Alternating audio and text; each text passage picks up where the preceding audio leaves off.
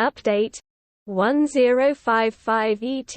Russia's President Putin is set to give a major speech Tuesday evening, Moscow time, amid announcements by pro-Russian authorities in occupied regions of Ukraine that referendums to join the Russian Federation will be held in the coming days. Russian media is reporting within the last hours, machine translation, and quote, President Vladimir Putin may speak on Tuesday, September 20, regarding referendums in the territories of the LPR, DPR, Kherson and Zaporizhzhia regions. RBC was told about this by three sources close to the presidential administration. The speech is expected before the end of the day. What exactly the head of state will say is unknown to RBC's interlocutors. And quote, there are reports that Defense Minister Sergei Shoigu will also be by Putin's side, leading some pundits to speculate we are about to see a possible formal declaration of war and quote, national mobilization and quote, of Russian society. Multiple pro-Moscow officials in Ukraine on Tuesday announced their intent to stage referendums on joining Russia, including the head of the Donetsk People's Republic Denis Pushilin, as well as the Russia-installed official over the southern Kherson region, Vladimir Saldo.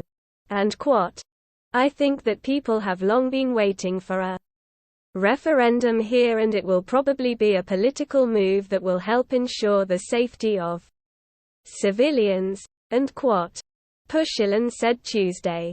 The neighboring Luhansk People's Republic, where fierce battles took place ahead of and into the summer, wherein Russia definitively gobbled up most territory, has also adopted a law on holding a vote, now announced for September 23 to 27. Bloomberg, in reporting the announcement, suggests that Ukraine's counteroffensive in the east may have actually hastened Moscow's timeline on annexation. The Kremlin is moving hastily to stage sham votes on annexing the regions of Ukraine its forces still control, after Kyiv's military drove Russian troops from large areas of territory taken in their 7-month-old invasion. The so-called Luhansk People's Republic may hold its vote as soon as this weekend, Interfax quoted a senior legislator as saying Tuesday. Kherson region's Vladimir Saldo too said that, and quote, the leadership of the Kherson region administration decided to prepare and hold a referendum, and quote, after what he described as a public appeal, saying in a video message, and quote, we have set a course for reunification, a return to Russia, and we will not turn away from it, and quote. As for the two self-proclaimed republics in the Donbas, this has long been seen as perhaps inevitable since the war began, but even partially Russian-controlled Zaporizhzhia region has seen pro-Russian officials already talking about a referendum, based on the unquote, we are together with Russia unquote movement.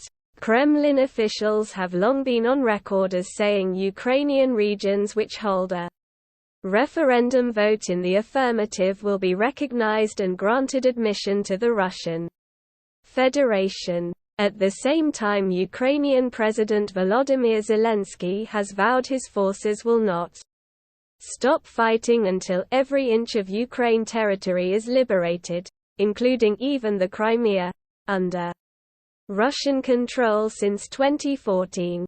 The hardening of resolve on both sides have made negotiations essentially impossible at this point. Referendums in occupied territory will further ensure the warring sides deem direct talks as not a real option. Bloomberg notes further of how the referendums are likely to change the battlefield dynamic by making the occupied zones formally part of Russia under the country's laws, The votes may also allow the Kremlin to deploy conscript troops there, in addition to the current force of contract soldiers and military contractors. Dmitry Medvedev, the deputy head of Russia's Security Council, said that the referendums will result in greater protection of residents from Ukrainian attacks, and quote, "Encroachment onto the territory of Russia is a crime which allows you to use all self-defense forces," and quote. He said on Telegram.